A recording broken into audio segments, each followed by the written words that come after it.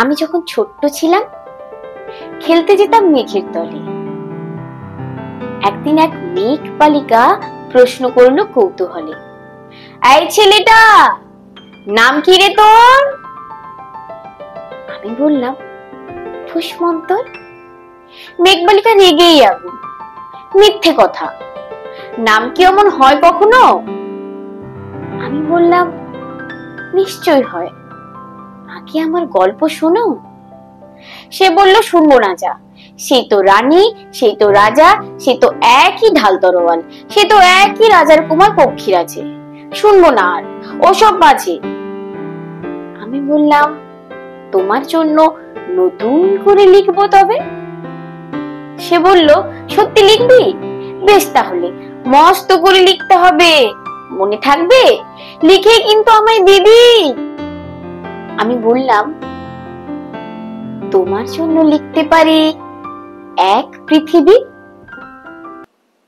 লিখতে লিখতে লেখা যখন সবে মাত্র 2-4 পাতা, হঠাৎ তখন ভূত চাপলো আমার মাথায়।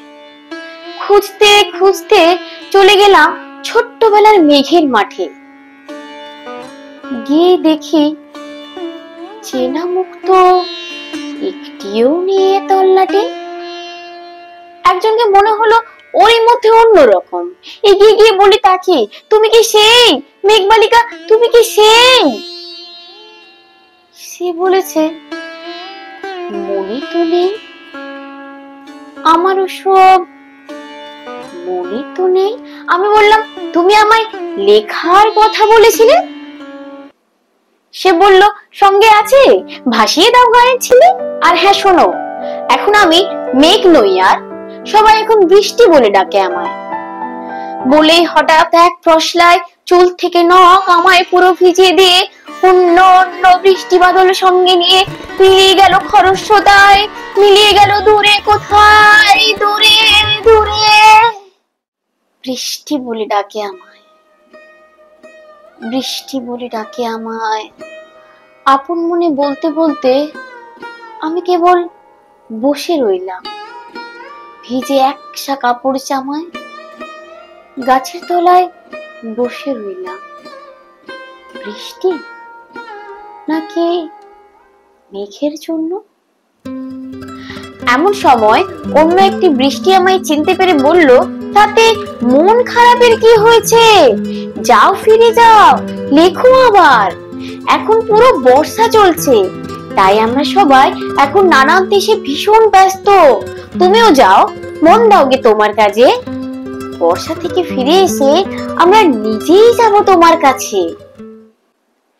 এক পৃথিবী লিখবো আমি, এক পৃথিবী লিখবো বলে ঘর থেকে সেই বেরিয়ে গেলাম। ঘর ছেড়ে সেই ঘর বাঁধলাম গহন বনে, সঙ্গে শুধু কাগজ কলম। একাই থাকবো, একাই দুটো ফুটিয়ে খাবো, 2-1 মুঠো ধুলোবালি। যখন যারা আসবে মনে তাদের লিখবো, লিখেই যাব। এক পৃথিবী, 100 রকম স্বপ্ন দেখার সাধ্য থাকবে যে রূপকথার, সেই রূপকথা আমার একার। ঘাড় গুঁজে দিন লিখতে লিখতে, ঘাড় গুঁজে রাত লিখতে লিখতে, মুছেছে দিন, মুছেছে রাত। যখন আমার লিখবার হাত অসাড় হলো,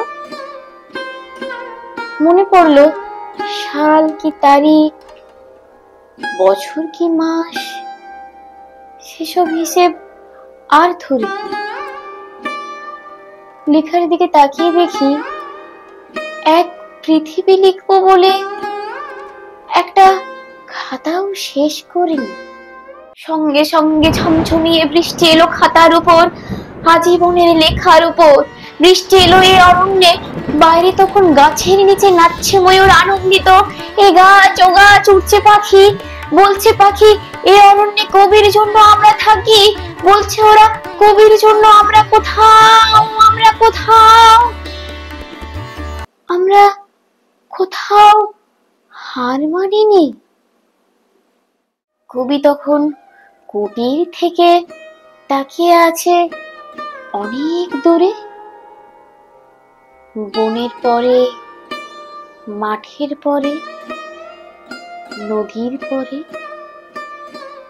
সে যেখানে সারা জীবন বৃষ্টি পড়ে, বৃষ্টি পড়ে, সে যেখানে কেউ যায়নি,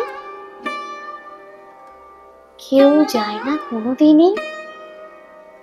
আজ সে কবি দেখতে পাচ্ছে সেই দেশে, সেই ঝর্ণা তলায় এদিক ওদিক ছুটে বেড়ায় সোনায় মোড়া মেঘ হরিণী, কিশোর বেলার সেই হরিণী,